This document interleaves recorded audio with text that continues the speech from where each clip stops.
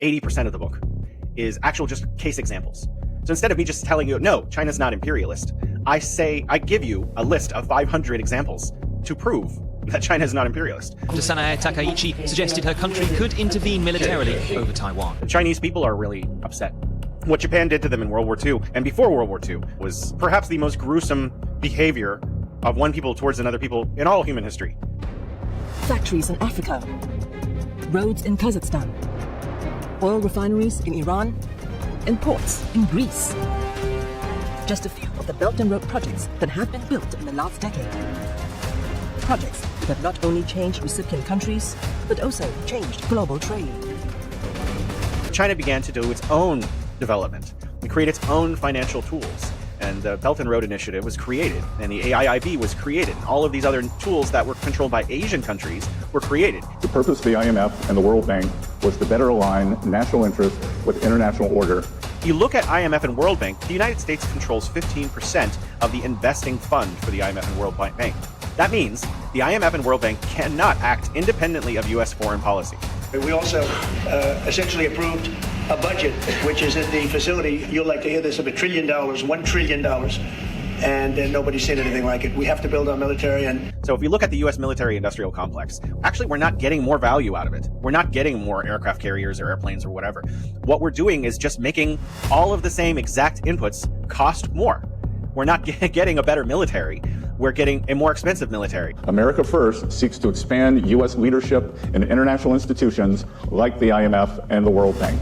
A lot of neocolonial writers, people who were studying post-colonialism, said the United States is who I'm talking about. And a lot of people before China got involved in the Belt and Road who didn't like the style of the IMF and World Bank in going into developing countries and trying to help them, pointed out that's neocolonialism, and what they're doing is replicating the economic relations that existed under imperialism. We tend to forget that not everything about war will be new. Quite a lot will in fact be old. For some, war in the anthroposphere is not off limits, including psychopharmaceuticals. For other opponents, humans might not have to be in the loop of lethal decision-making by AI. For NATO, this means we have no time to lose. Tomorrow starts today. The United States military-industrial complex is like one of the pillars of the U.S. economy, without which the United States might collapse, because Raytheon and Boeing and those companies, they make lots and lots and lots of tanks and bombs, and they need to sell them to somewhere. Hi everyone, thank you for being here. Today's guest is Jason Smith. Jason is the engaging host of the Bridge to China podcast, where he explores a wide range of topics from economic trends to cultural insights. Known for his approachable style, Jason has also appeared in other CGTN programs like My Life in China, providing audiences with a nuanced perspective on contemporary issues. Jason is also the author of A World Beyond Poverty, China's Roadmap to a Shared Future book I have over here, and we're going to talk about that. It is a thought-provoking examination of China's expansive Belt and Road Initiative and its impact on developing countries worldwide. So welcome, Jason. Great to talk to you. How have you been? I've been wonderful. Thank you for having me back on the show. I'm glad that you enjoyed the book. No, I liked it. It's a pretty heavy book, though, but it's still good. Yeah, it's got a lot of detail in it. I want to talk to you about a few things from the book. So, I mean, what have you been up to lately since we last talked? You said you were working on a different project. I'm working on a new book. Right. Yeah, I'm working on a new project. That book examines how China is working on poverty outside of its own borders. So now I'm writing a book on how China works on poverty inside of its own borders. So I'm going to a lot of poor villages in China that have been raised out of poverty, and I'm looking at how they've done it, what mechanisms that they have used to ensure not only that they were raised out of poverty, but that the town or village or local community can continue to increase its prosperity and income over time. And it's just really amazing, like a tapestry of different techniques. So that's going to be a completely different book then. Now you're being reflective inside China, I guess. Yeah. Well, I'm if you'd like me to talk about it, I think it's very fascinating. Sure. So there's another famous intellectual. His name is Jeffrey Sachs. Dr. Jeffrey Sachs teaches at Columbia University. He has a PhD from Harvard, and actually this is what surprised me about him. He has 41 honorary PhDs on top of that. So this guy, he's in intellect, bar none. No one touches him. He's, one of those in a class of his own intellects. He wrote a book in 2008, which was a model for my own thinking, called The End of Poverty. And that's actually how my book's name came around, the one that you have. And in that book, he examined what are the basic features that an economy needs, whatever scale it is, a national economy, a village economy, to have sustained prosperity, meaning continuously growing after it has these basic things. And he looks at 6 things that a community needs, including electricity, telecommunications, education, water, roads, meaning logistics. And he goes into each one of these in depth. So I'm just barely touching on them. And I think, he came to China like 100 times, and he went to, like what I'm doing now, to all these little poor communities and poor provinces all over China. And he looked at, and he was there before when they were still impoverished. He was there 20 years ago and 10 years ago, and he's looking at people are starving here. People can't even get clothes. They're wearing the same clothes they've been wearing. They've been poor for centuries, generations, millennia, really, forever. Since the beginning of time, since humans had been to this place, people have been impoverished. And he looked at, well, what can we do? And, one of the things China does is it likes to listen to intellects in their field of knowledge. So before China does anything in, robotics, it talks to all the robotics experts from the world and brings them to China, invites them on these field trips and asks them their ideas. And China's really good at collating a lot of knowledge and humbling themselves before these intellects and learning from them. And along with Jeff and many other people, there's a professor, Michael Dunford from Sussex University, and John Ross from London, and all of these other economists who basically said, well, these are the things that China needs to get out of poverty, in rural areas. And so China actually took all these ideas, put them together, and then made them their own, made them, Sinified them, made them work for China and China's cases and China's example. And when I go to each one of these villages now, which are no longer impoverished, they're not rich. Well, some of them are actually, but some of them are just like doing better, And what it is that they have all of the things from Jeff's book. They now have telecommunications, and they have logistics, and they have local education, with vocational for adults and elementary through K for kids. All of the things that Jeff said, this is what a community needs in order to sustain growth. China put those elements in every single village and town in China, especially the ones that were the poorest. In fact, I've been to communities in Xizang, also known as Tibet, where there were villages that were just not that poor and not that rich, and they're basically the same. And then you go to the poorest place that, 20 years ago was like one of the poorest places in anywhere in the world. And now that place is the exemplary, like, wealthy community in the area, because all this work went into taking the absolute poorest communities and giving them all the instruments that they need to become prosperous. And so a lot of these communities are now doing better than their neighbor communities that were better off than them 10 years ago. And China's really still evening this out and developing, and there's a lot more work to be done. There's still about 28 million people in China that don't have what they call improved access to running water. But it is so much better. Hundreds of millions of people out of poverty. China's example is something that needs to be studied. And I don't know if I'm the one to do it. There's a lot of people who should try, in my opinion. I think Jeff needs to come back and write another book.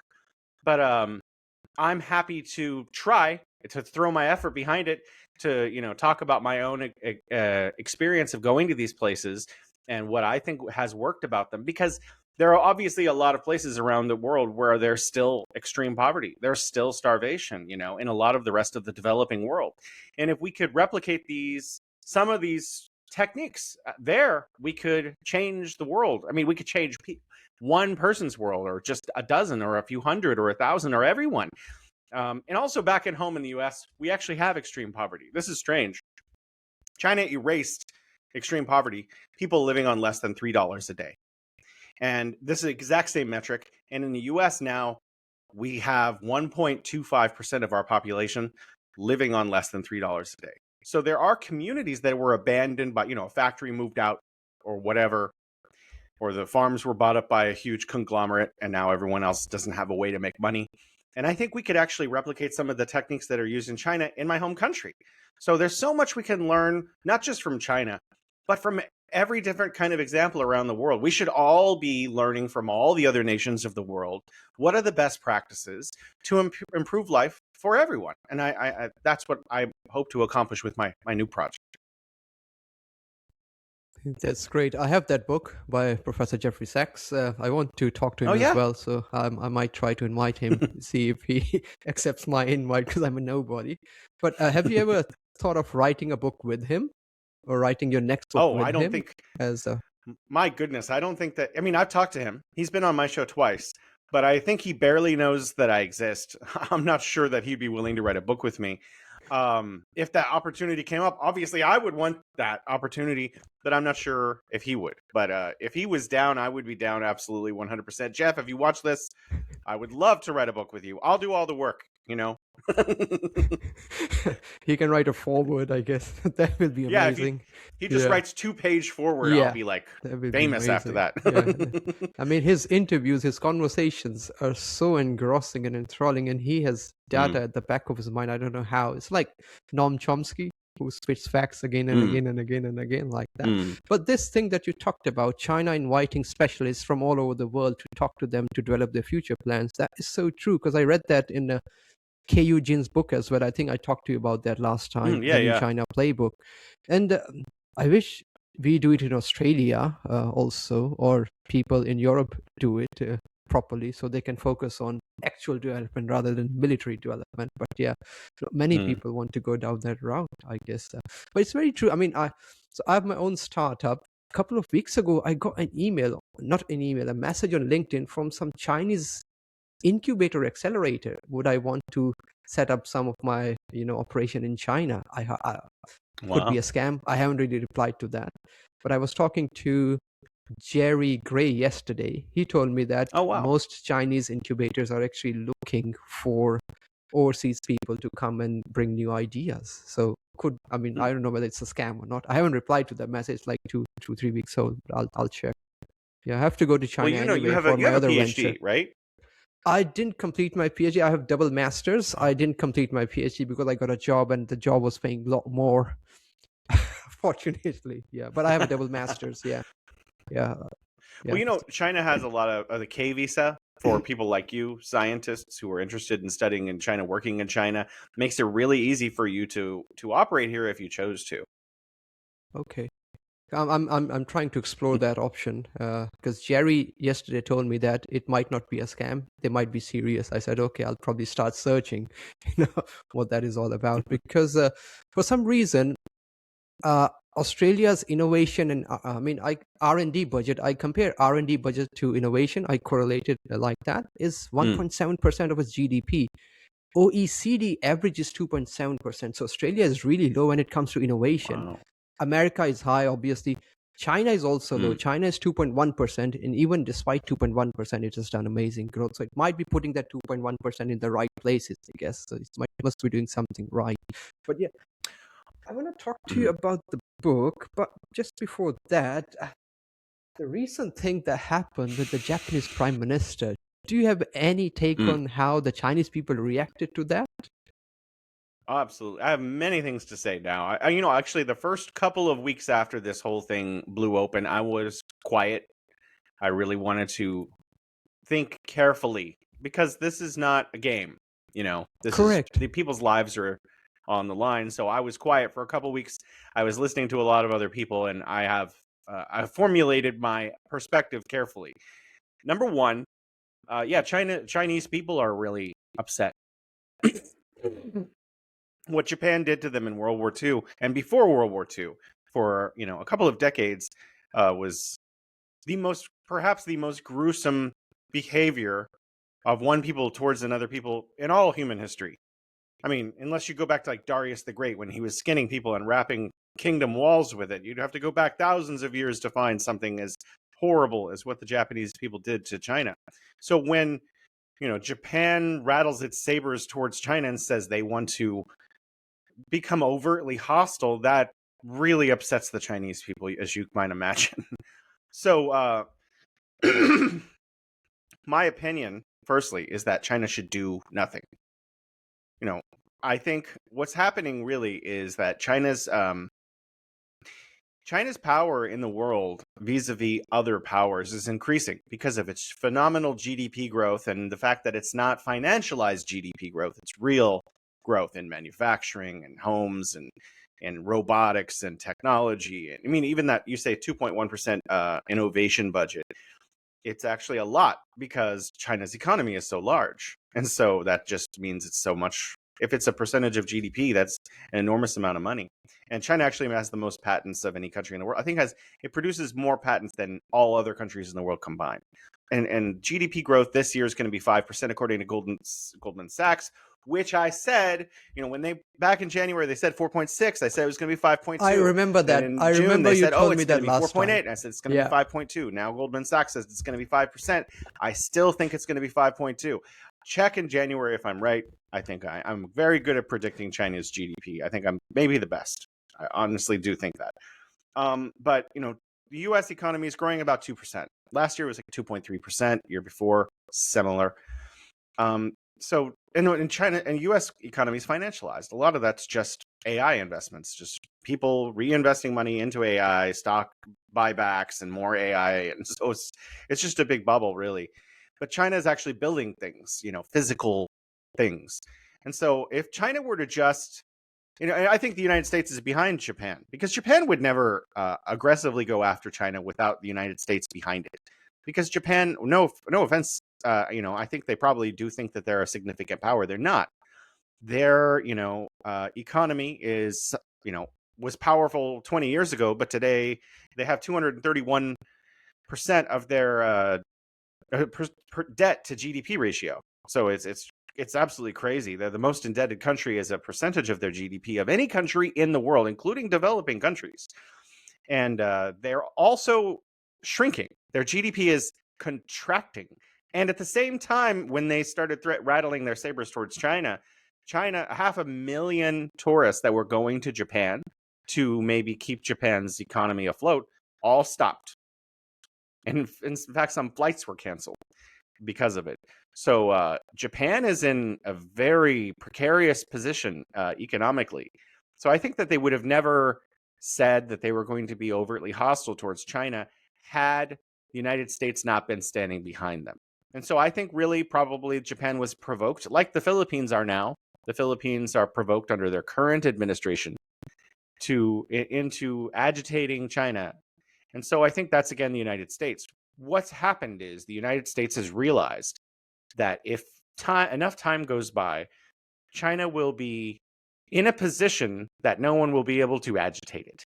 And they realize in DC and Langley that the sooner there's a confrontation and Asia devours itself, one country against the other, the sooner the United States can sweep through and take over and be a hegemon in this region also. So I think China's best play, and I think this is probably their plan too, is to do nothing at all.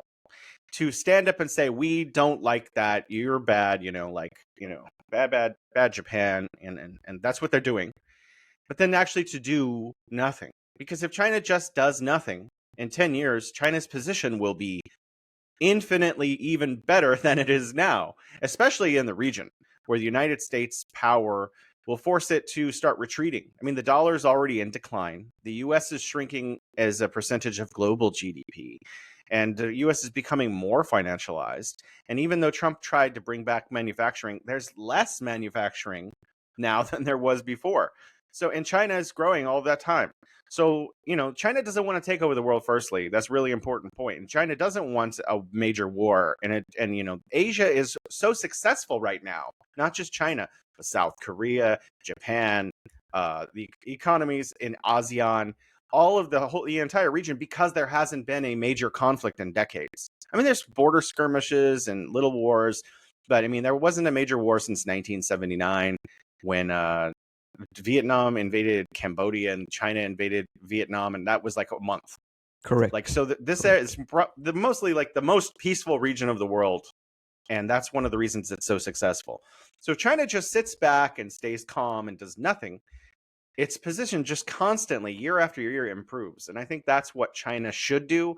And I also think that's what the leaders in Zhongnanhai, where the decisions are made in China, are probably thinking the same thing. I think the stuff about Japanese economy is so true, like you've mentioned. It was doing really well in up until 1980s, but then the Plaza Accord happened, where America That's right. forced Japan to tank its own economy in 1985. And on top of that, America made Japan to buy its debt again and again and again. So most of the debt is being held by Japan and China. I think China is offloading now. I'm not sure whether it's a good thing or a bad thing, but yeah.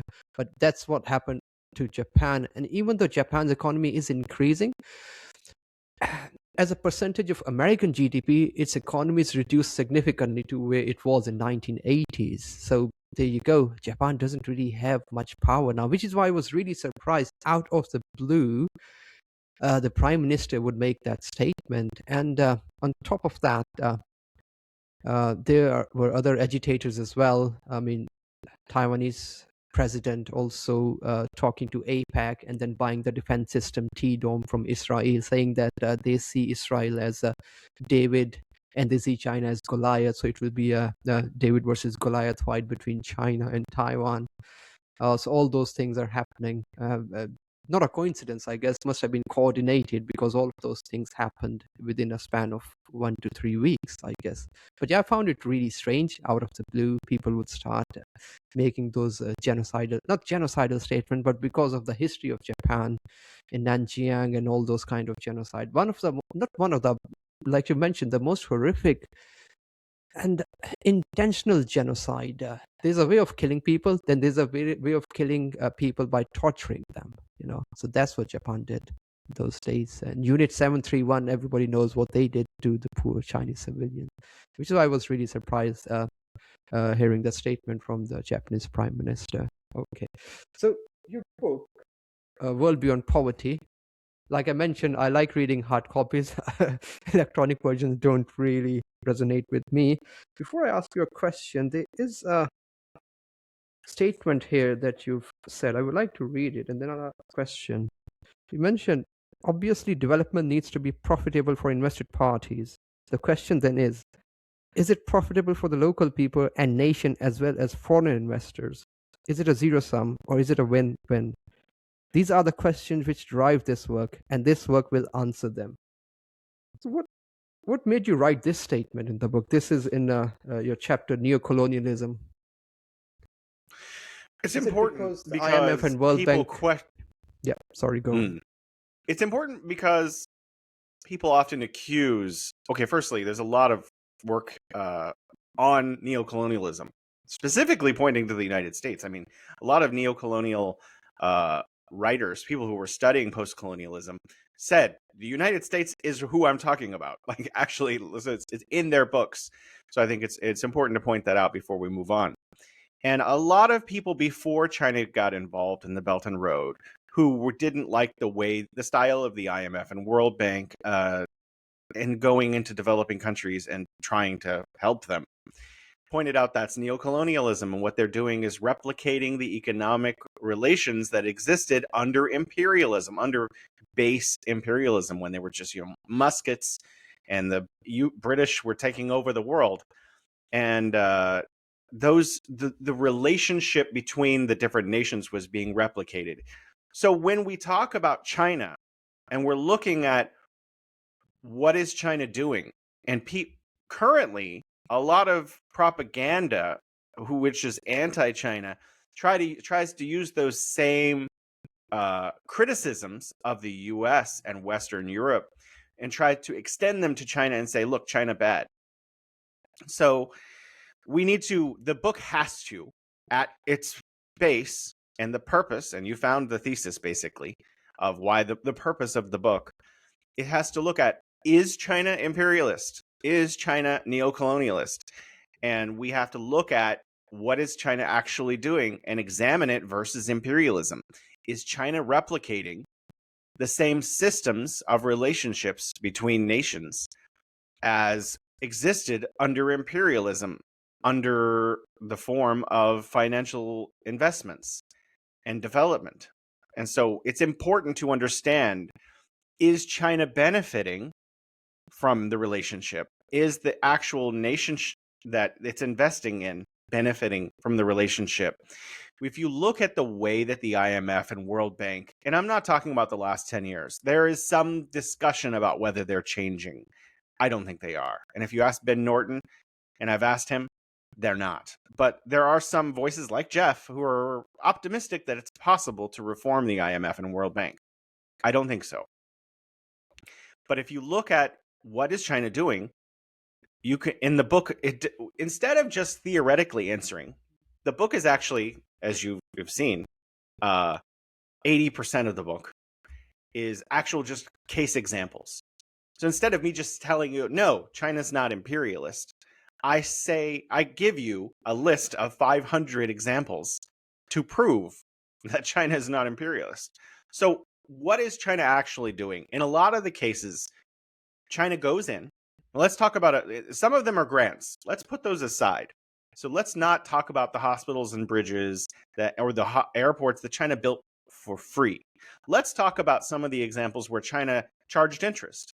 And let's look, I'm going to make up an example and just say China went in and built a port for someone. And when they do that, they'll charge interest. And then they'll use a Chinese company, and the Chinese company will come in. This is often how they do it. So the Chinese company will come in and they will build a port. And what is actually going on? So is China benefiting? Is China just giving this nation money to buy its own contractors and pay its own contractors? And that's so China's just benefiting? No. So let's look, what does the nation that China builds that port get? It gets a port. It also gets skills transfer. Because one of the things that Jeff talked about in developing prosperity is education. So if you're giving skills transfer how to build a port, then now that local nation has experts in port construction, so they can continue to build more ports in the future or participate at a higher level in port building. So all of the companies, all of them, and all of the projects, all of them, China builds, start off with Chinese contractors coming in and hiring locals. And mostly that's just workers at first. But then the Chinese companies train locals to take over their own jobs, to take over engineering jobs from local engineers, to take over management jobs from Chinese managers, and eventually to take over everything. By the time the contractual arrangement between China and the developing country ends, China's gone. And the entire port is operated, or the power plant, whatever it is, by local people. And so those local people are now the managers and the engineers and the workers at whatever installation that China has built. So it's important that we look at skills transfer. What else does the country get? The recipient country gets a port, which also increases, the possibility of sustained prosperity because it increases economic activity. Also, China's interest rates are generally, not always, concessional. Pardon. Meaning, it's like 2%, 3%, 3.6%. It's very low. It's actually, so the China's almost losing money. If China were just to park that money in gold or US stocks or US treasuries, China would make more money. China's generally losing money on these projects, most of them. So China's actually helping develop those projects. Why else would, another thing is, why Chinese engineers? Well, if you're going in, no offense to Nigeria, let's just pick on them for a moment. If you're going in to build a hydropower facility in Nigeria, they probably have no experience building a hydropower facility. There's no local talent for that, but they have engineers. So what China will do is go in and start building a hydropower plant and then take local engineers and train them in hydropower mechanics and engineering. And so that by the time China leaves, they do have engineers who understand how to build that kind of power plant. And so each time China goes into a country, it makes more sense to use a Chinese company because Chinese companies are the best mega structure builders in the world. Even in the United States, I honestly think we want to bring back manufacturing. We should probably bring Chinese engineers in to do it, because who builds factories better than anyone? China. So why not have Chinese factory engineers come to the United States and help us build. So does China benefit? It's a really great question. China's companies benefit because they get work. So oftentimes a company, it's an SOE, a state-owned enterprise most of the time.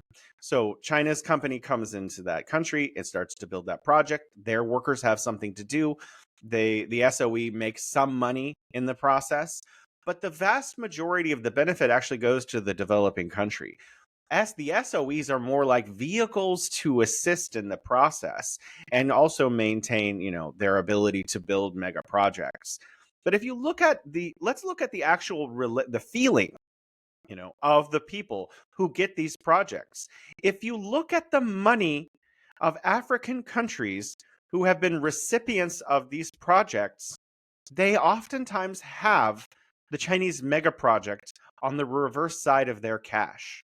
So when China builds like a hydropower facility, oftentimes that hydropower facility now becomes the other face of their cash. They're really proud to have a mega structure of that significance in their country. It also creates other kinds of economic activity. Say it's a hydropower facility. We'll stick with that one. Not only do they get a hydropower facility, but they also get better agricultural output. This is something I think a lot of people miss, because before there may have been intermittent flooding or dry seasons. Now they control the water. They can tell farmers, this is how much water we're planning on releasing in the next year. And so the farmers can actually plant the crops at the right time and in the right way to take advantage of the flow of water that the government is planning on releasing from that facility. So yields will actually go up. And so that is an increase in economic activity. Also, farmers are doing better. There's more food. There's more economic stability in terms of providing their own food. Okay, electricity. So if it's a hydropower facility, and China's built numerous hydropower facilities in Laos and all kinds of countries in Africa as well. Not only do they increase their agricultural output, they increase their ability to have special economic zones. So they can have factories. So you can't have factories without regular flow of electricity. Even if it's another from, say, France. France says, we want to build a factory. If they come in and they see power outs every day, they're not going to want to build a facility because it's going to be touch and go. It's going to touch their bottom line. They're not going to want to build there. But if you have constant flow of electricity, then your national government can build factories, local industry can build factories, other international investors can build factories, and it creates more economic activity and also creates this sustained prosperity or sustained economic growth that we've been talking about. But also local individual residents. I mean, this is what most people focus on. There's a child and they can study at 8 o'clock at night. They can continue to read and do their homework. That's what most people focus on, the human element. So families now have refrigerators. So now they can hold their agricultural goods longer so that they're not wasting their money buying food every single day because it's going to go bad. Now they can actually refrigerate their goods. They have light. Children can read. Kids can play in the street at night because there are lights up. So, I mean, there are so many different benefits for the local economy when China comes to build something, but in the national economy in terms of sustained development, but also China benefits as well. And then there's one more element that is important: diplomacy. When that country is proud of this hydropower facility, which is bringing a local economic activity as well in the form of tourism, because people love to go see those kind of projects, they feel pride. And they associate that pride with their cooperation with China. So China has just made a new friend. I mean, so there's so many. When China says win-win, that's how they like to look at their diplomacy. This is not win-win. This is like win-win, win-win, win-win, win-win, win-win. So no, China's not replicating the conditions of neo-imperialism because China's participation is not extractive. And there's one more thing to look at. The IMF and the World Bank oftentimes require the liberalization of an economy, and that's a loaded term for people who don't know what it means. Basically, it means everything needs to be privatized. National assets that belong to the state, even like national parks, are oftentimes forced by the IMF to be sold to private partners. Oh, you want us to build a bridge, says the IMF. We'll donate you this money or give this money to you in tranches. that in each tranche you need to do these things. So they'll give them, $10 million of a $100 million project. And then, okay, this part, you don't have to do anything. Next tranche, oh, you want $10 more million. Now you need to privatize these banks. Now you want $10 million. Now you need to allow all the banks to legally be able to export and import or transfer money in and out of the country at will with no limits, which is actually the beginning of extraction, because the companies that go in to do work later are going to begin transferring wealth out of that country as soon as they can. Oh, you want the fourth tranche? You need to privatize this national forest so that foreign companies can go in and harvest the lumber. And that's going to create jobs for you. But those jobs don't pay much. And then the lumber it gets exported, and they're replicating the conditions of imperialism, wealth extraction, resource extraction. And there's not a lot of development that's going on in that country. China does the opposite. It has a non-interventionist policy in the economies of foreign countries. So China says, we're going to build this bridge. In order to get the loan, you're going to have to do nothing. There's no change to the local economy. There's no change to the banking. There's no change to privatization. That economy can choose to go do privatization stuff with other partners, or it could not. It could keep things national. It could become communist, capitalist, socialist. It doesn't matter. China doesn't care. China cares. We'll build the bridge, transfer of skills, and you pay it back. We leave. That's it.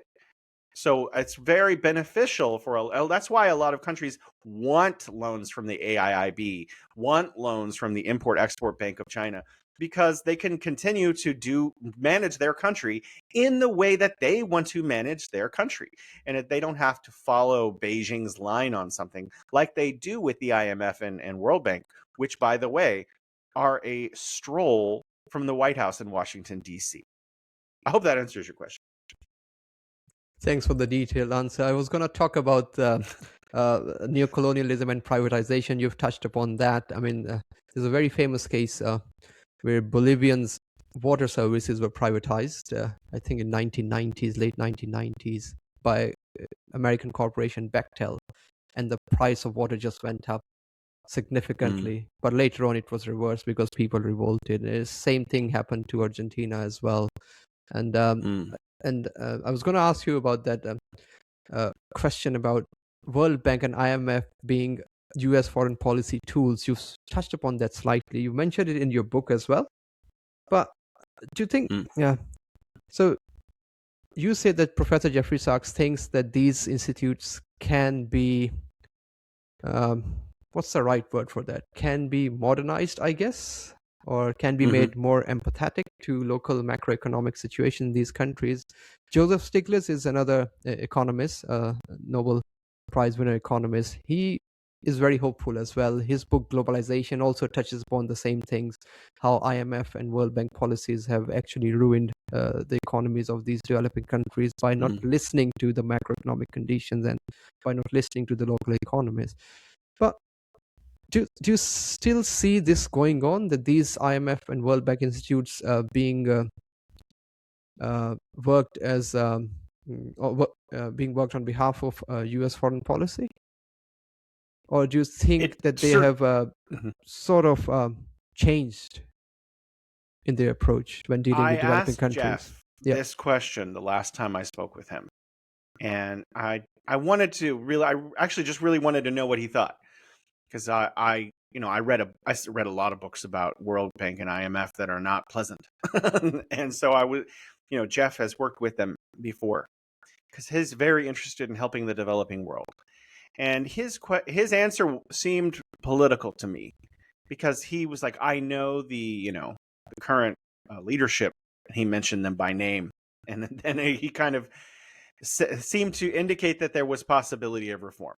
And that was it. So I can't speak on from anything else from Jeff, Dr. Sachs, about it.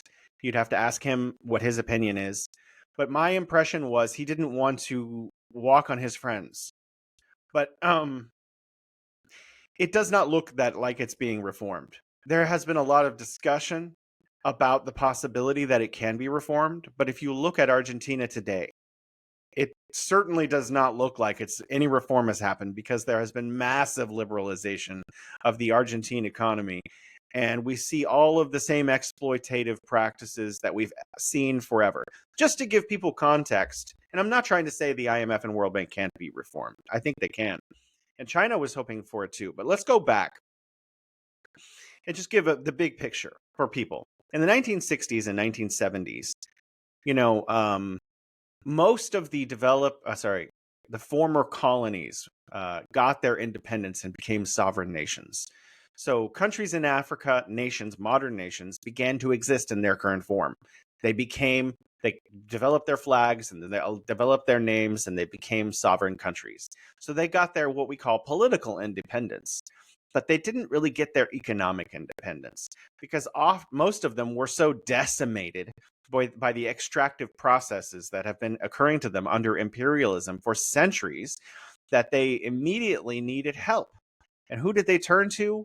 The only countries in the world with money, the former imperial powers. So those banking systems immediately began replicating the same conditions that existed under imperialism, but they did it through economics instead of at the point of a bayonet. And so that's really, you look at IMF and World Bank, these tools which were created, they're not just controlled by the United States, they're internationally controlled. They're a conglomerate of lots of nations and interests. But the United States controls 15% of the investing fund for the IMF and World Bank. And by the rules that the United States wrote for the IMF and World Bank, any country that controls 15% or more can have a veto power in any actions that the IMF and World Bank have. That means the IMF and World Bank cannot act independently of U.S. foreign policy. They are incapable of acting without Washington's consent. So they are absolutely political tools of the United States foreign policy and what economic systems they want to see replicated in the developing world. Now you look at the 70s and the 80s and the 90s, and the IMF and World Bank engaged in projects everywhere, beginning in India, actually I think with a telecommunications network.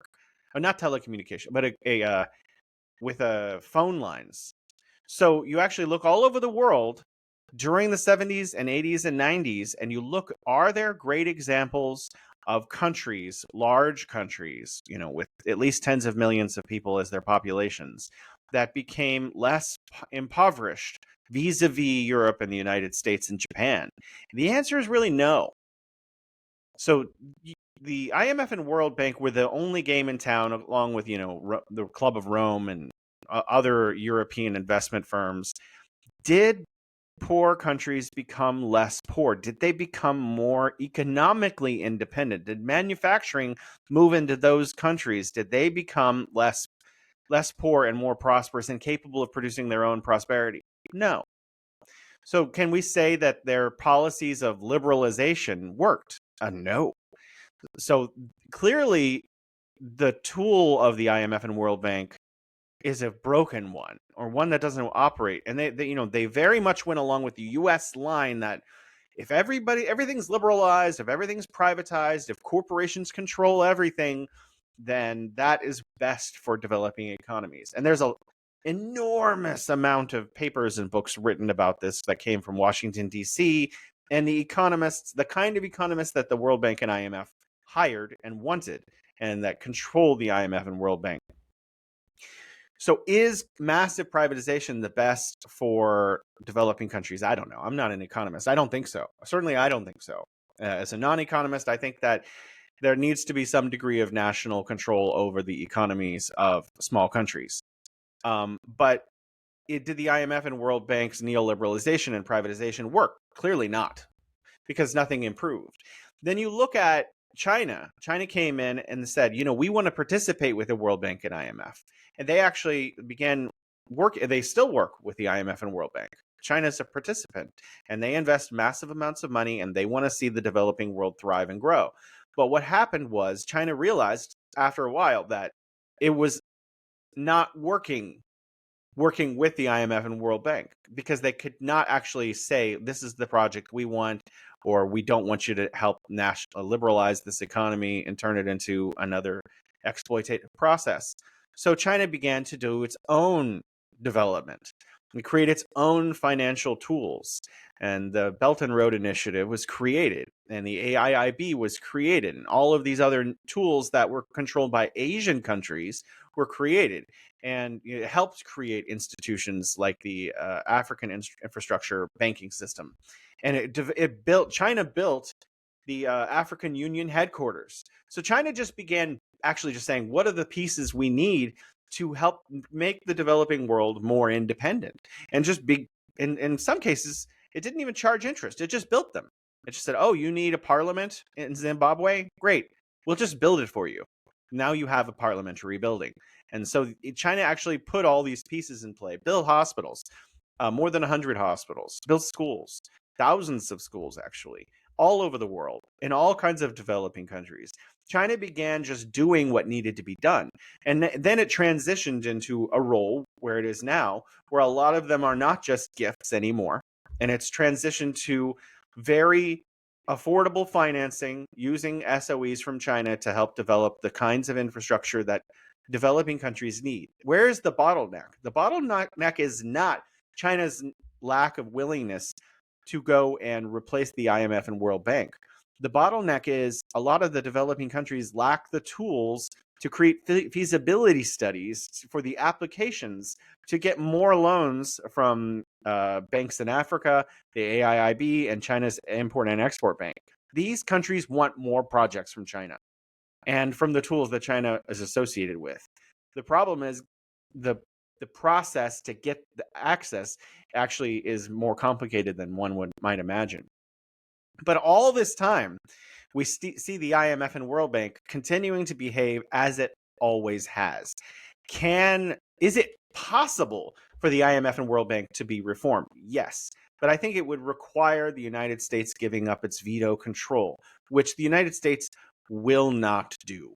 So in my own opinion, my humble opinion as a non-economist, the IMF and World Bank will not be reformed because the United States, it's not in the interest of the political class and the US State Department and the White House for that instrument to become truly a vehicle capable of helping the developing world. Rather, the United States government would like it to continue to be a policy tool of the US government. Yeah, I agree. I think almost all of the IMF loans come with conditions such as, like you've mentioned, liberalization of financial markets, liberalization of trade, also austerity measures where the country receiving aid has to reduce social spending, hike the interest rates, privatize its natural resources. I mean, from my point of view, if a country has natural resources, it should be able to decide what it needs to do with the natural resources rather than other countries coming in or corporations coming in and exploiting its people.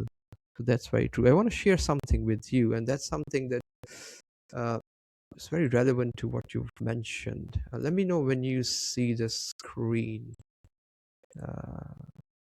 Okay.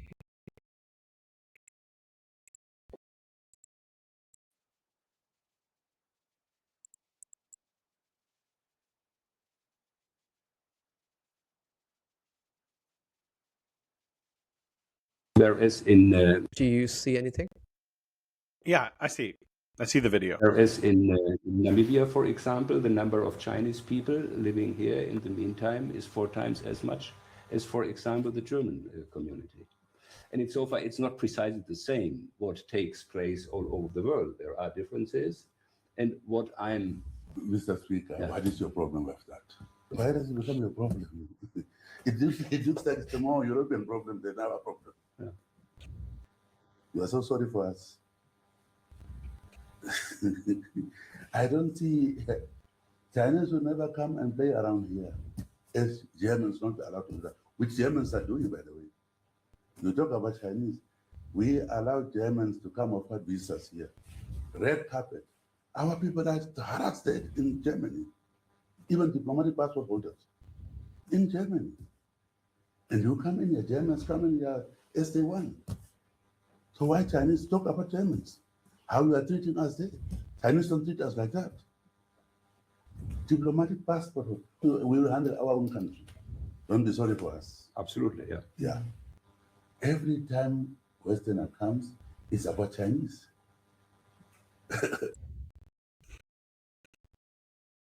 So, I think something that probably you touched upon in your conversation in your book as well. I think Africa doesn't look kindly upon Westerners because they don't do anything or they except lecture them, whereas Chinese people come and build stuff. So I found this really poignant conversation. I think it was probably more than 2 years ago. I can't remember the name of the German politician, but yeah, it sort of shows the reality between developing countries and countries who are developed but are not offering anything to the developing countries, I guess. So you've touched upon IMF and World Bank. Obviously, there will be a benefit to everybody if America and other developing countries start doing what China is doing in these developing countries. So building infrastructure projects or schools or hospitals. So there's a goodwill there. Like we've seen in this video, China obviously carries a lot of goodwill. Do you think the reluctance of doing or going down that route is because of their own political pressure within their party in America and in Europe, or is it because they have a certain foreign policy and they have to abide by that foreign policy of maintaining their hegemony at all costs and not letting other countries come up that much? This is a really interesting question, because if we were in the 1980s, I would give you a different answer from now. In the 1980s, I would say, oh, you know what the United States should do is go and build factories in Africa and help them, hire locals, train local people to run them, and, maybe have joint ventures with the countries in Southeast Asia, South Asia, Africa, Latin America, and elsewhere, so that we could give them the capability. And that would be my argument. That's what U.S. foreign policy should be in a goodwill world. That actually doesn't work today, because the United States can't even build factories at home. The United States no longer has the technical capability to go build bridges in Africa. There are scientists and engineers in the United States, brilliant engineers that could do anything, but they are in highly lucrative positions doing financialized projects or research positions. And they are not actually in the business of building bridges. The United States does not have the capability to just build hospitals. We've been building a high-speed rail project in California for like 30 years, and we're not even close to being finished. No one knows when we'll really be finished, and everyone says, "Oh, it'll be like 2035." I guarantee you, we'll be talking to 2035, you and me, on your show, and it will still not be finished. And then we'll be talking, I wonder if it'll be finished in 2045. The United States doesn't have the capacities that it once had. I was talking to an economist, another Australian, Dr. Warwick Powell. He lives in Brisbane, I think. He teaches at Queensland University, and he said the real problem with the United States financialized economy and the lack of capability in manufacturing is that no matter how much money you throw at a problem, if you don't have the inputs, the rare earths, the steel, the manufacturing capacity, the logistics, when you throw money at a problem, all you really do is make that problem more expensive. So if you look at the U.S. military industrial complex, the United States now spends $1 trillion a year. That's the budget. $1 trillion a year on its military. Actually, we're not getting more value out of it. We're not getting more aircraft carriers or airplanes or whatever. What we're doing is just making all of the same exact inputs cost more. We're not getting a better military. We're getting a more expensive military. Every time you add 30 billion more per year or whatever, 100 billion more per year, you just make it cost 100 billion. So should the United States be building factories alongside China and schools and hospitals and ports in the developing world? Should. I mean, firstly, that's already a political problem, as your question posed. Yes, they should. No, they're not. They wouldn't politically. But could they? No. The United States actually doesn't have that ability. So it can't even build at home. It's certainly not going to be building anything in Latin America of meaning. I think the former Secretary of State went to Peru to give trains to the Peruvian people at a time when China was investing enormous amounts of money in hyper-modern infrastructure there. Those trains were just used trains from the United States, old, out-of-date trains that they were just like, oh, well, I guess we could just give these to them and pretend we're also developing the world. Oftentimes the G7 gets together. This has happened more than once, 2 or 3 different occasions, and they said, we're going to challenge China's Belt and Road project, and we're going to put together, and they create some fabricated number to also build and develop in the developing world. And every time nothing's happened. No funds were put together. It was just an opportunity to stand and take a picture together and say they were going to do something, and then nothing happened at all. And even if the United States were to actually pull together like $200 billion, by the time that did anything in a developing country, most of it would just be gone by management and poor financialization and U.S. companies leeching off as much as they could. The difference between when China says we're going to build something, we're going to move money from Exim Bank into this project, all of the money goes there. And the United States doesn't have that ability anymore because of the way the U.S. economy works. But if does the United States want to? I think actually there is some political will to do so. I think that there are voices in the United States that think, we should be challenging China and building schools and hospitals and ports and whatever roads, and they would like to. I think that the U.S. economic system and the way that things have become so moved away from the real economy has become so desperate and so tenuous that the United States now lacks the capability to do anything. This is why we have a lot of food aid. The United States really excels in military aid, advisors for democracy, and food aid. That's why.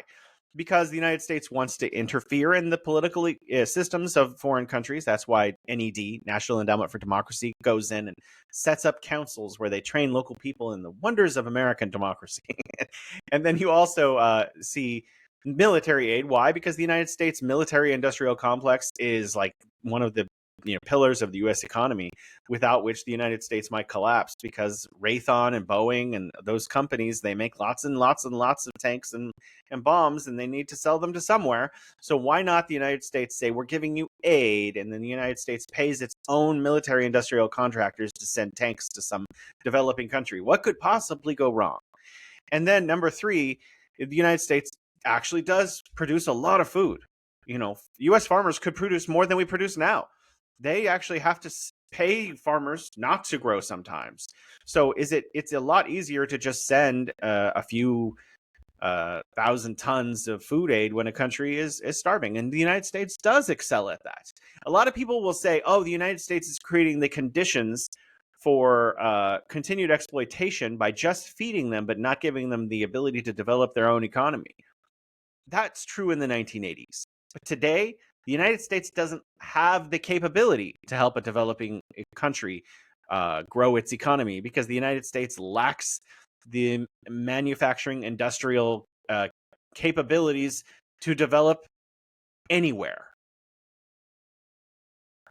I think that's very interesting to know that America is spending $1 trillion on defense or military budget, but they're not getting anything new. It goes to show nobody can account for where the money goes at Pentagon. The counting is everywhere. And it's been going on for the last 10, 15 years. So basically, they're just jacking prices up for the same items or same equipment, I guess.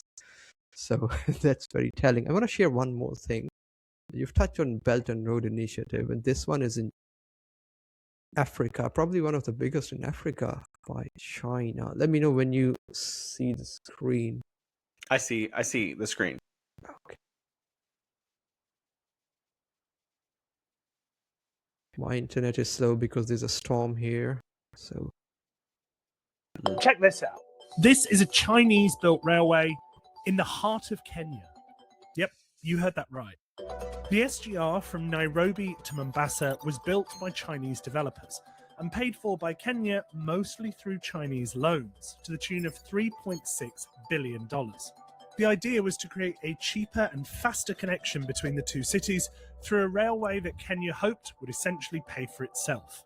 Except so far, It hasn't. So obviously the project is really good. It's connecting two parts of Kenya. There will be a lot of economic activity. It's going to increase productivity as well. But you can see skepticism from Western media that basically there are 2 points. Can China sustain this sort of development in developing countries by giving them loans? And whether is it a debt trap for developing countries? So what's your take on both of these? The debt trap narrative is an interesting one. And the West oftentimes likes to use the Western model of profitability. Let's talk about China for a moment.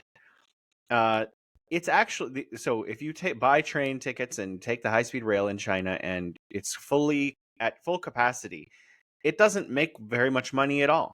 The SOEs in charge of operating China's high-speed rail are not profitable. They don't lose a lot of money, but they don't gain any money either. And so the West has looked at China's example and said, oh, look at this huge waste, 48,000 kilometers of high-speed rail making no money for investors. But that was never the point. The SOEs, the state-owned enterprises, were not building it so that private investors could become rich. This is why when people say China's capitalist, they really don't understand China's economy. There are market economy, there is a thriving market economy in China, and it's worth enormous amount of money, and it does all kinds of things. And I can get Starbucks and KFC in China and Pizza Hut and whatever. And there's also Chinese local brands competing with them like Luckin and so forth. Mixue Bingshang, which is an ice cream, tea, coffee kind of place. But the actual what they call the commanding heights of the economy, like transportation, mining, some parts of high-end manufacturing, they're actually controlled by the state to some extent. At least parts of them are. So even energy. There can be private interests in these areas too. So I'm not saying that it's not possible for a private firm to build a subway. They absolutely can and do build their own stuff. And they do build their own energy infrastructure in China. And the market economy is part of these industries as well. But the state's not retreating from them. And so the state controls the lion's share of activity in specific strategic parts of the economy.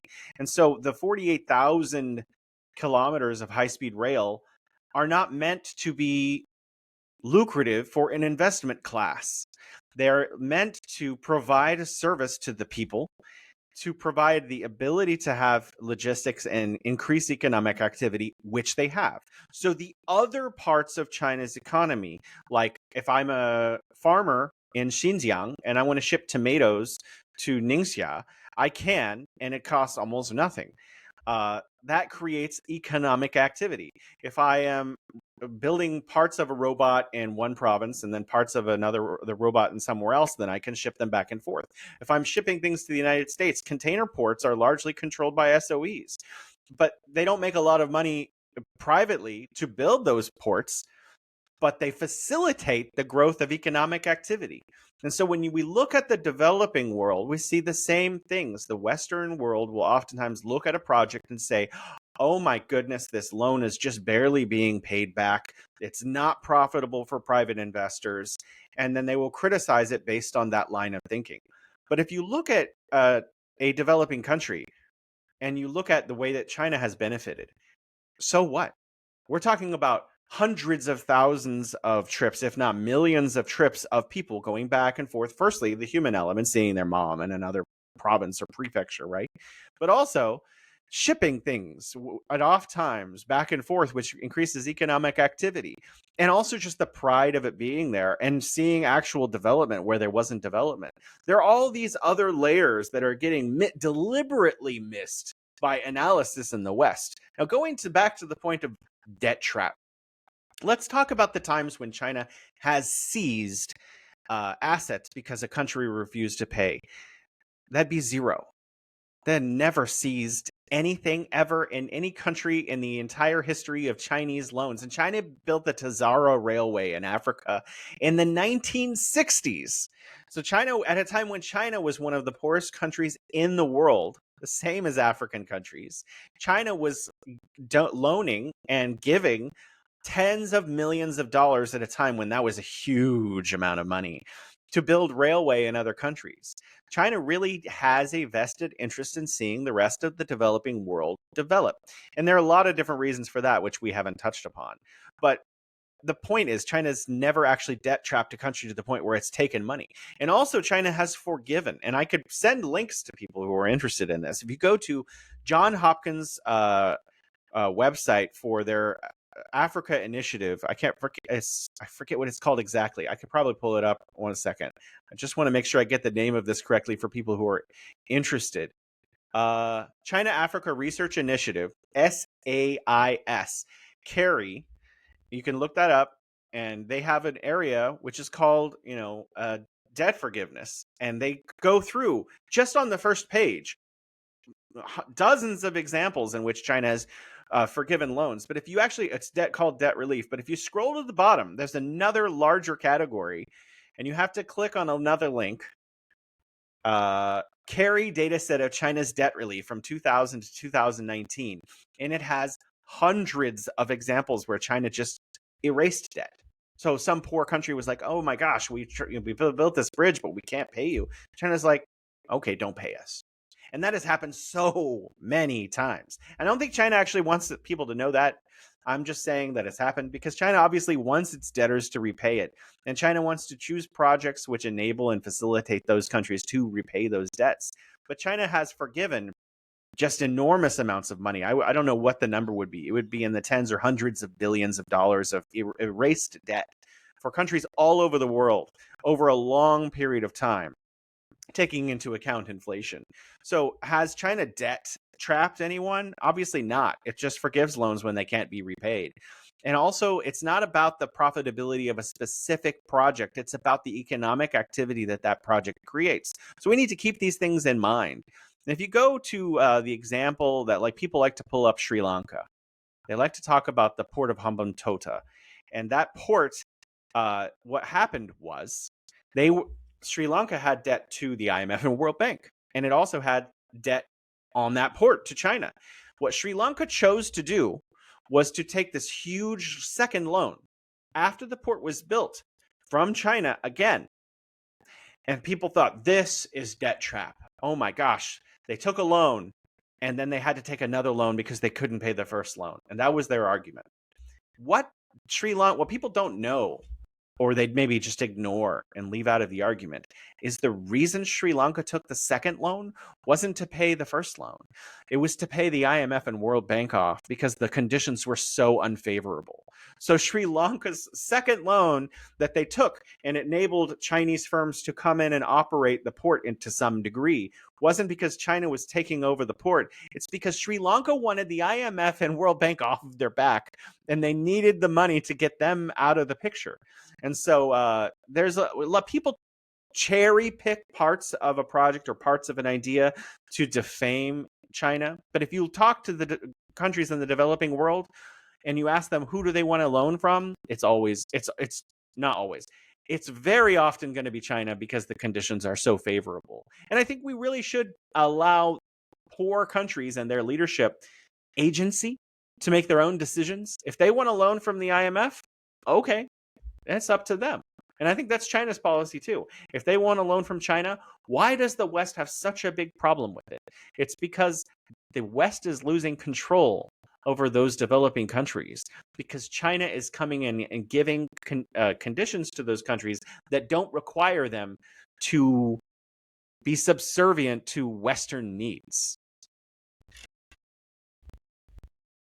That's great. I mean, I had two follow-up questions, but you sort of answered them. The first one was, what does China gain by doing all of this? Obviously, most of these developing countries are not in a position right now to help China in any way, let alone trade. The other was, has China actually repossessed an asset that it has built if one of the developing countries hasn't been able to repay the debt? But I would like to answer the question anyway. Yeah, sure.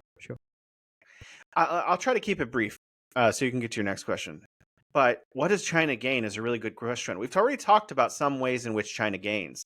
there is another element here. There's a couple of them we haven't touched on, because China does seek, to gain something, right? It's not just diplomacy, and it's not just to hire its own workers to build projects.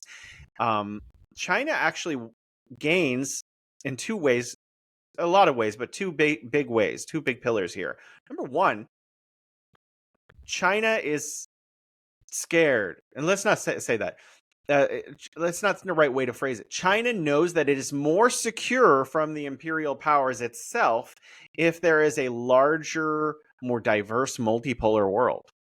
It is in the political and security framework interest of China for the developing nations to be more powerful. If there is a large well of voices that have more say in the international security system because their economies are more powerful, China gains because the imperial powers, the former imperial powers now, have less overall power in the global system. So it's not as easy for the Western Europe and the United States to bully China if the entire world is more equitably wealthy. Those countries being more autonomous protect China because the international system becomes more diverse and the former imperial powers become, let's say, right-sized in the international community. I think this is missed. No one talks about this, but it's really important for us to understand this idea. Number two, well, recently when Trump Trade War 2.0 started on, I think, what was it, Liberation Day or whatever they called it, the United States sought to cut China's export system off from it and its allies. And the reason this didn't work and China actually increased its exports is because it took a lot of the exports that were going to the United States and just refunneled them to the developing world. The developing world would not have been able to consume those products 10, 20 years ago. But owing to the development that has taken place there, they are now increasing their consumption of Chinese products, and the intention of the US to choke off China's exports failed. So actually giving these developing countries, it's a question like this: would you rather have a rich customer or a poor customer? You own a shop. I want rich customers because they can buy more stuff. That's exactly what China is doing in another pillar. And there's another element I just want to talk about. I just want to talk about the goodwill of China. China also wants the other countries to have the ability to export their goods. At FOCAC, the Forum on China-Africa Cooperation last year, which took place in Beijing, which brought leadership from all over Africa to Beijing, and they meet periodically in different countries. China dropped tariffs on all of the least developed countries, which include all African countries except one, because that one doesn't have diplomatic ties with China, to zero. So all of the manufacturers, or mostly agricultural exporters, can now export their goods to China and pay nothing, which actually gives them a competitive advantage over the United States or European partners or other countries. So China's actually helping them develop their export economy as well and grow their prosperity vis-a-vis that mechanism. So it's not just China saying buy our stuff. China says let's buy each other's stuff and create more trade. And I think that gets missed. Yes. So China is sort of building a coalition of friends around the world, I guess. Not that anyone's going to attack China now. Obviously, wars can happen. No one knows. But China is so strong right now, it will be very difficult to attack China like it was attacked in late 1880s or early 1990s. China is very, very powerful and very smart right now, especially the enormous development it has made in AI, robotics, and all the advanced technology, EVs and renewable energy. I mean, it basically can supply the entire world with EVs and renewable energy, and European Union or European countries could just pack up this stuff and go home because no one could buy them, I guess. So is there a reason why? So I can understand America's reluctance to not work with China, and the same could be said for China as well. I can see China's reluctance to probably not work with America, I guess, because both are two superpowers. But is there a reason why Europe has not been able to decouple from America. Is it because the leaders in Europe are so beholden to American politicians, or is it because the Europe as a whole, including their public, just views themselves as being aligned with America? Do you have any take on that? I think all of your reasons are valid reasons. I think that there's one other. Firstly, China and the United States need each other. I just want to go back on that for a moment. They've tried. The United States has tried to decouple from China. It's not worked. So we do need each other. But going back to your point about what should Europe do? Jeff Sachs was sitting in the halls of the EU this year and telling them they should have their own independent foreign policy. And I think actually they do. Because while the United States is not importing Chinese EVs, Europe is. So, while the United States is not importing solar from China, Europe is. So in ways that the United States has decoupled from China, the European Union has not. And individual nations in Europe have not. So I think they do kind of have a relatively independent policy, but it's like you say, it's not. A lot of people describe it as vassalage, that Europe has to do whatever the United States says. I think that there's some degree of that and also some degree of freedom. They're on a leash, but they have a long leash, in my opinion. It's longer than people realize. I would say part of that actually is because, and I don't want to simplify this, but let's just put it simply first. They are an occupied people. I mean, Europe is occupied by the U.S. empire. Look all over Europe. What do you see? U.S. bases. Actually, people in Britain like to pride themselves, and France, on having a nuclear arsenal. They are not permitted to fire nuclear weapons, as far as I know, without permission from Washington, D.C. So they're really just, the vassalage is quite deep. So I think it's very expensive to replace the United States in its security apparatus. It would cost, for all of Europe, hundreds of billions of dollars or euros, right? Can I just interject? Sorry, sorry Go ahead, for interrupting. Yes. Security from whom? I guess. What is Europe so afraid of? Because I saw the latest NATO marketing video on their channel. It's frightening. It's like warmongering at a maniacal level. It's like 3-minute long video, and they're implying they need to go to Asia to protect freedom and bring democracy to Asia. And they're showing Chinese flag. They're showing Middle Eastern people on camel and horses firing rockets at Americans. They're implying that all these are enemies. It's wow. It's like total war propaganda from NATO. So security from whom, I guess? Because China hasn't attacked. China's got like more than 5,000 years of civilization. It's attacked countries once or twice in that period.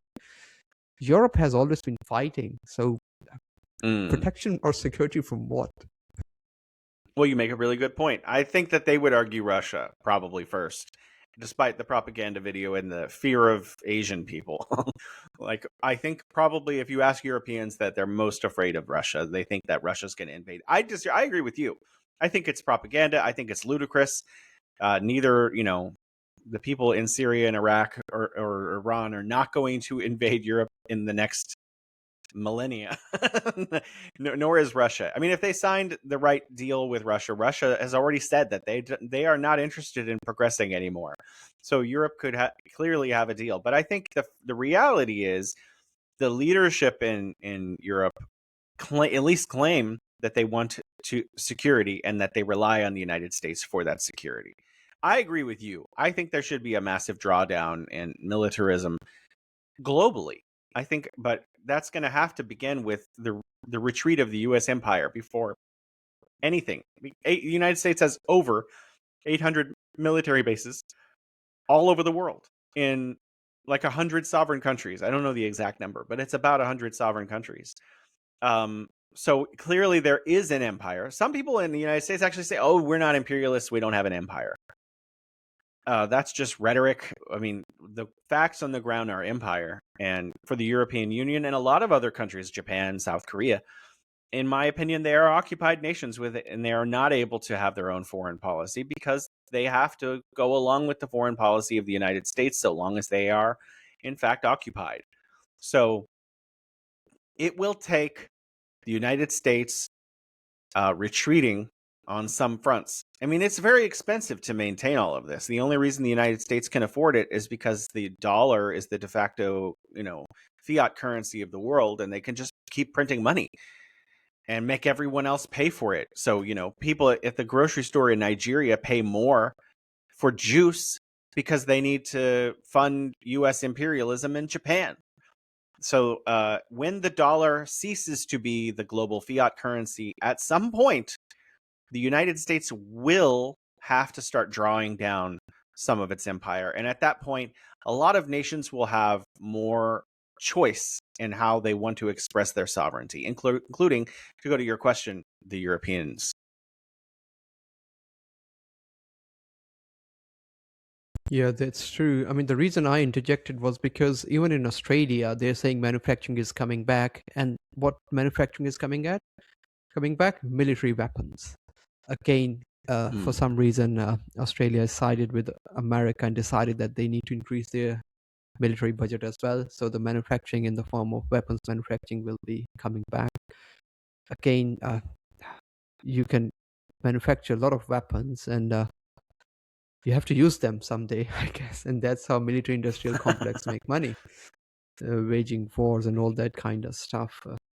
But it's all really fascinating how people, I mean, again, all that money could go into building infrastructure, hospitals, schools, improving the life of senior citizens who need it the most, or probably improving the healthcare system. How's the healthcare system in China? Is it better than Australia? Not probably Australia, better than America? Because in Australia, we've got a pretty good healthcare system. Yeah. Well, that's a loaded question. There's different answers to that, so I'll give them all to you. But first, I want to go back, and I want to talk about something, I want to sound like a third grader for a moment, because this is my true inner self. When we talk about like militarism, and we have to have a military budget for what? You make a really great point, and it goes to the core ideas as people like us who want to see peace in this world, that why do we even have militaries? Like, when are we going to evolve as a species, right? To the point where we can just all get along and develop and help each other. Like, I mean, it seems so sophomoric and childish, but really it's a good question. We came out of the jungle and built this amazing civilization. And for some reason, we still see the need to go kill each other for no real reason. It seems so simple and so childlike to think like that. And the world is obviously far more complicated than that. But I want that too. I don't think we should be making tanks. I think we should be making hospitals. But, the world, unfortunately, is far more complex than our hopes and dreams. But to answer your question about the healthcare system, China has advantages and disadvantages vis-a-vis the United States. So the United States obviously has some of the most advanced medical procedures and technical equipment in the world because of the sheer amount of money in the system. So if you have an extremely rare disease, it might be advantageous to be in the US to get treatment for that, if you can afford it. If you're very rich, you can have the best healthcare in the world in the United States. If you are in the 1%, there's no better system than the United States of America. However, if you are in the 90% of people who are not super wealthy, China's system is far better. And that's because it's extremely accessible and extremely affordable. I'll just give a personal anecdote to start. My wife had pneumonia last year, and she was hospitalized, living in the hospital for about a week. And it cost us, in Chinese RMB, about 1,000 RMB. And I think actually we ended up paying almost nothing, because it gets subsidized back from the government. So we paid, like, I don't know, in actual money out, $50 maybe, US.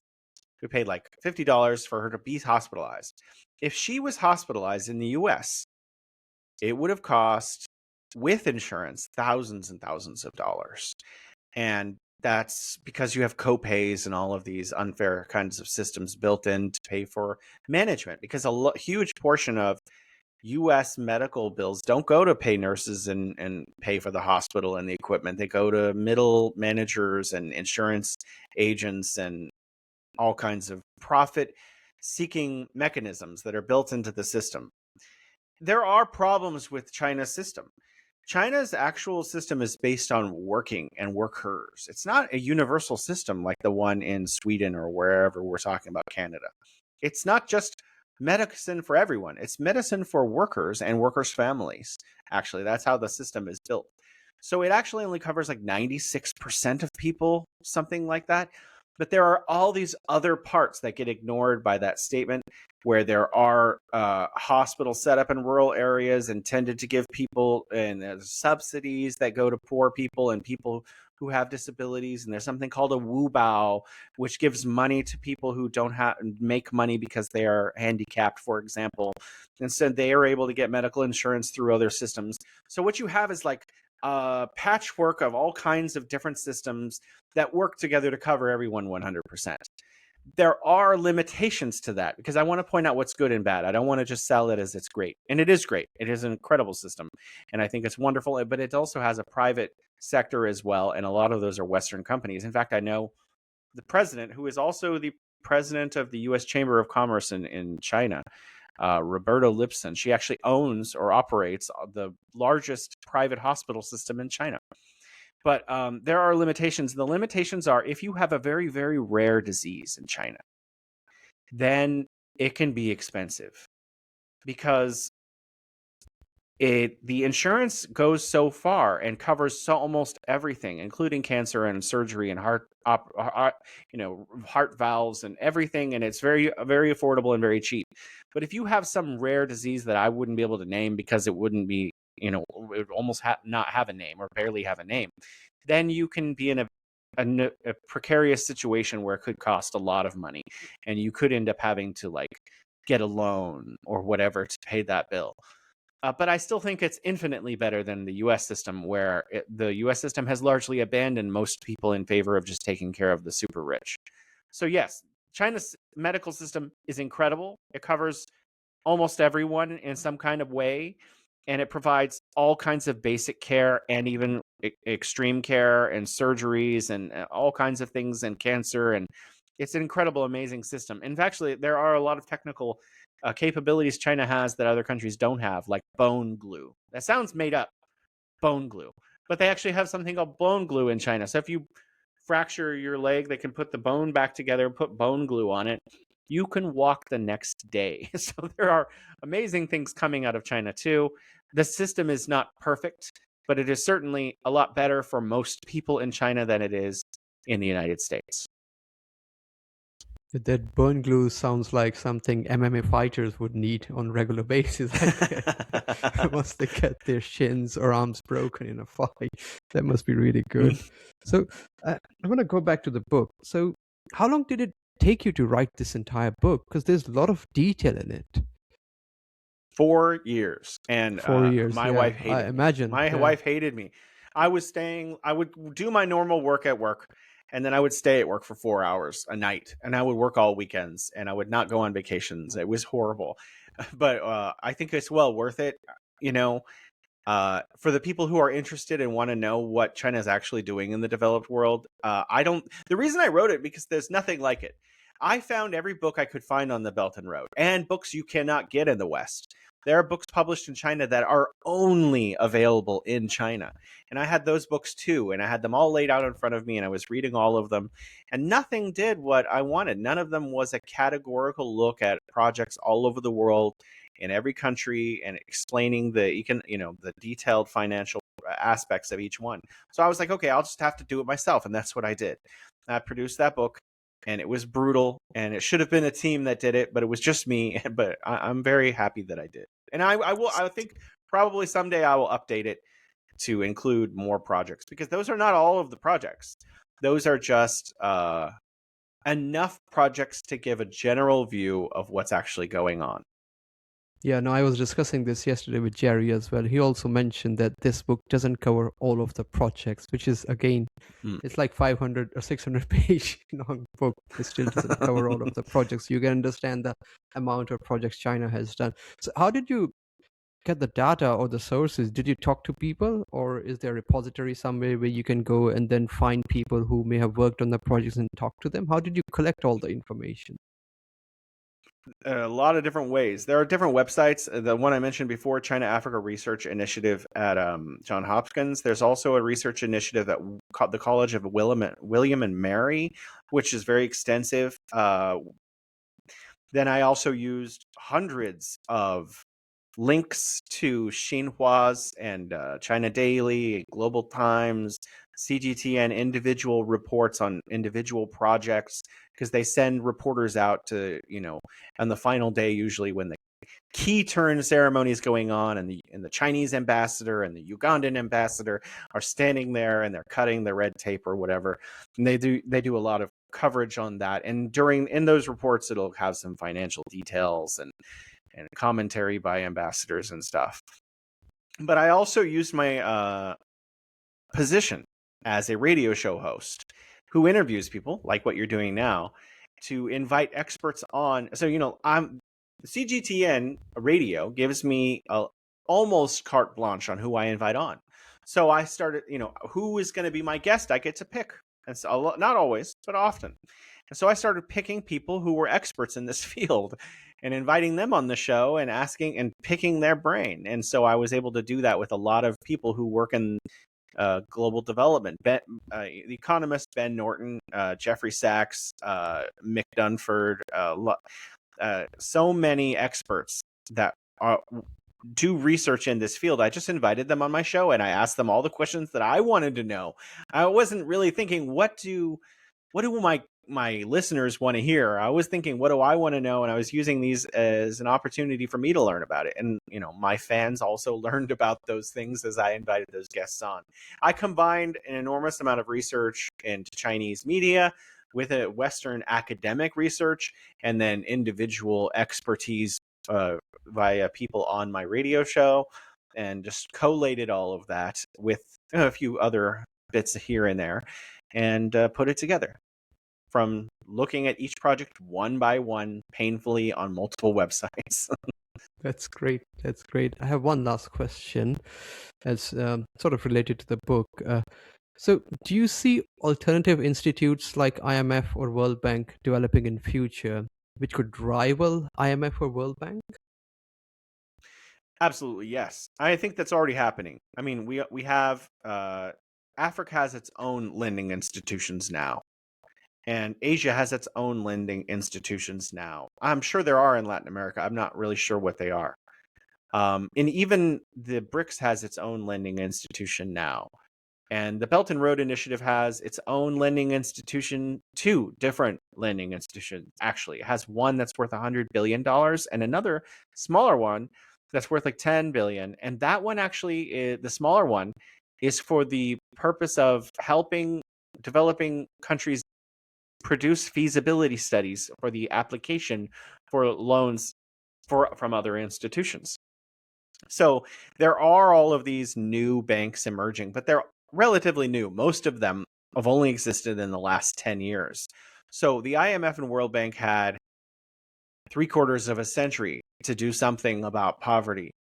But the developing world's new self-made institutions have only really existed for the last decade. So I'm optimistic, actually.